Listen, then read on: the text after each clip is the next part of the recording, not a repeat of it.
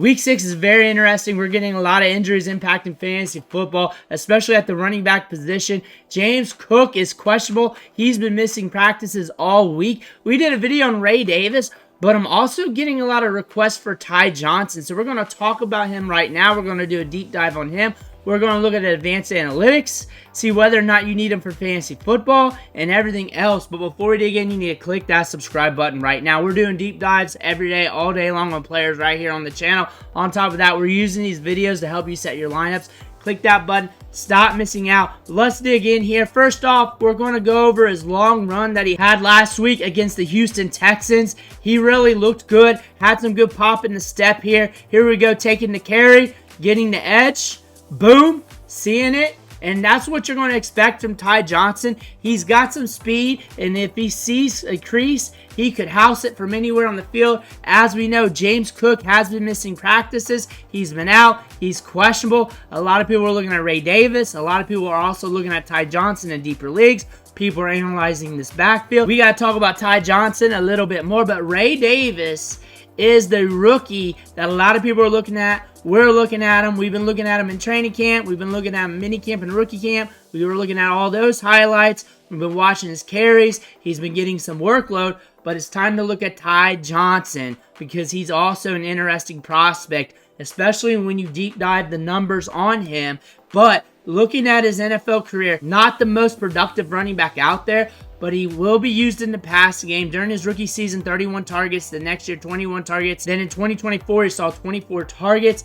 Not tremendously productive. Not one of those types of running backs. But he's a good role player for any NFL team. He has been productive for like 4 weeks out of his career for fantasy football. That's important to note because that means he has potential in any given week like any other running back out there. Pretty much any running back in the NFL has potential to blow up the box score if given the right opportunities and seeing the right creases. But going back to what he did in college, he was productive throughout his career. 1,000 yards in 2016. Also caught 16 balls back then. But yards after contact per attempt, 2018, 5.08. 3.68 in 2017. 5.26 in 2016.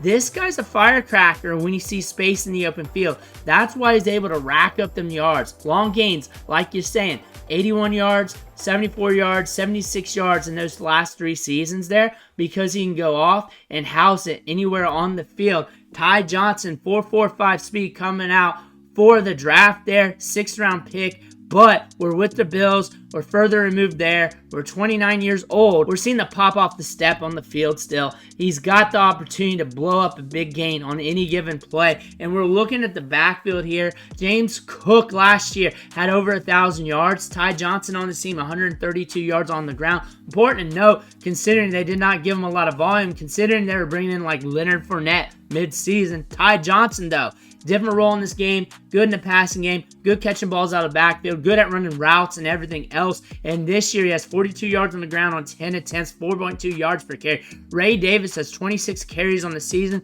out touching him, 75 yards on the ground, but 2.9 yards per attempt. Not great, but also some short yardage looks as well to bake into that. James Cook has been the haul, 70 attempts on the season, getting the workload. As we all know, 50% share of the touches out of the backfield. On top of that, when we look at the passing game, this is what puts Ty Johnson on notice. 24 routes on the season, and we're looking at 4.8 routes per game.